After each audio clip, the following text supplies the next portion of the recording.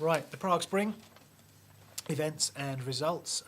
Right, while the causes can be a wee bit confusing, you know, there's a few different names in there and the order of events and stuff. The actual events of the Prague Spring is super easy, really simple. Right, what you need to bear in mind is that we've had the Brezhnev Doctrine. The protests have been going on in Czechoslovakia, and Russia's become increasingly worried until it gets to the stage on the 20th of August 1968 that Brezhnev has had enough. So what he does is he sends in Soviet tanks and hundreds of thousands of Soviet troops and troops from other Warsaw Pact countries. Remember, they're also very scared about the consequences of these reforms in Czechoslovakia.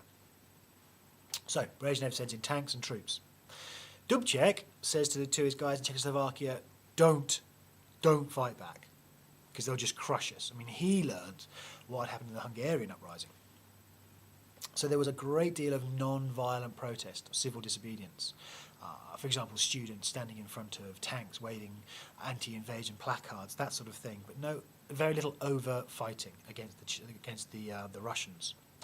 Some people threw petrol bombs at the tanks, but overall, fewer than 100 Czechs were killed in the invasion. Compare that to the Hungarian uprising. It's very different. Now, not quite so happy for Dubček. He was arrested and sent to Moscow. There he was made to sign a thing called the Moscow Protocol. Now, essentially what that means is that he basically signed an agreement to commit the Czechoslovakian government to protecting socialism.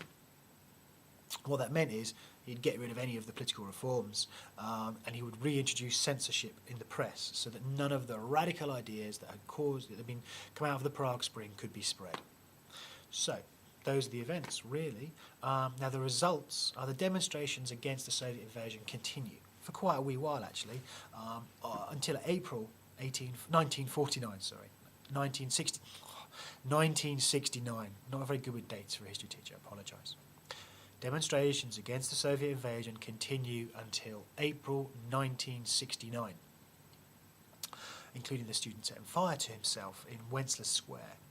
Now, Dubček was replaced by a guy called Husak. I don't know how you pronounce it. My Czech is worse than my German. So, H-U-S-A-K. First name Gustav, G-U-S-T-A-V. You can call him Husak. Right, the Czechs returned to a strict regime of communism under Husak. The Soviet Union, the Soviet Union, the invasion was very important because it sent a very clear message to all the Warsaw Pact members. The Brezhnev Doctrine was here to stay. It's going to be enforced. If you give us any grief, we now have a justification for invading you. The Warsaw Pact countries, many of whom had actually sent troops to crush the Prague Spring, many of them supported what happened, but some were a little bit worried by Moscow's reaction to the Prague Spring and actually moved away from socialism. Those countries include Romania and Albania. Now, Albania actually managed to withdraw itself from the Warsaw Pact in 1968. And you're probably thinking, hang on, that's what Brezhnev didn't want Czechoslovakia to do. The difference is Czechoslovakia is actually quite cool. It's good. It's got lots of raw materials. Albania is less important to Russia than Czechoslovakia.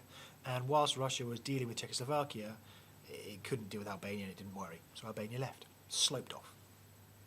Right, the Cold War basically got worse for a little bit in 1968 because of this Soviet aggression against the Czechs, but ultimately it didn't really change détente.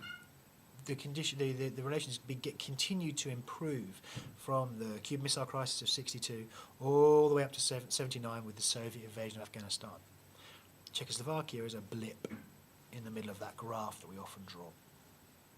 Now, the West was preoccupied with other events, particularly in America.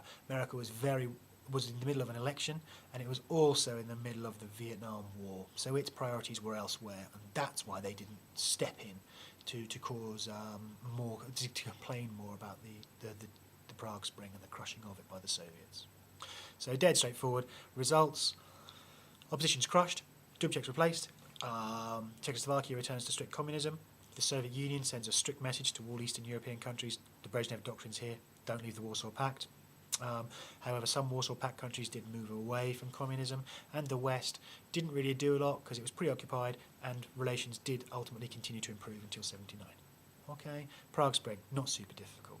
Rewind, listen, make some notes, read your textbook, very, very good on this. Just take your time with it and get it straight in your head. Good luck.